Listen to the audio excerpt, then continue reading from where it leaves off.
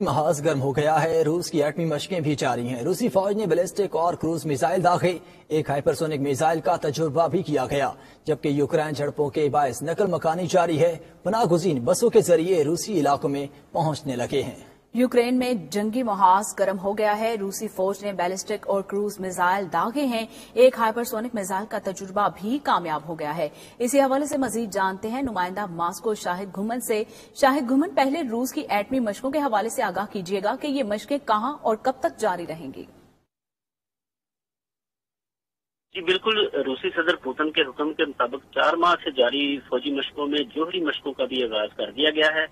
کرملن کے مطابق صدر پوتن نے جوہری مشقیں شروع کرنے کا حکم جاری کیا۔ ان مشقوں میں ہائپر سونک کے 3 تیل میزائلوں کا تجربہ کیا گیا، جنگی جہازوں اور آبدوزوں سے کروز میزائل داغے گئے، زرکون ہائپر سونک ہتھیاروں سے سمندر اور خشکی پر اہداف کو نشانہ بنایا گیا۔ ہفتے کے روز صدر ولادیمیر پوتن نے کرملن سے روسی جوہری میزائلوں والی تجرباتی فوجی مشق کا آغاز کیا۔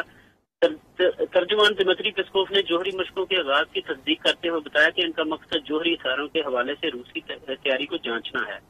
کرملن سے روسی صدر پوتن نے جب جوہری میزائل آزمائش کے لیے لانچ کیے تو اس موقع پر بیلاروس کے صدر لوکاشینکو بھی صدر پوتن کے ساتھ موجود تھے۔ ترجمان کے مطابق روسی فوج نے بیلسٹک اور کروز میزائل داغے، جبکہ ایک ہائپر سونک میزائل کا کامیاب تجربہ بھی کیا گیا ہے۔ اچھا شاہد، یہ بتائیے گا کہ روس میں پناہ گزینوں کی آمد کا سلسلہ بھی جاری ہے، اب تک کتنے پناہ گزین جو ہیں وہ روس پہنچ چکے ہیں؟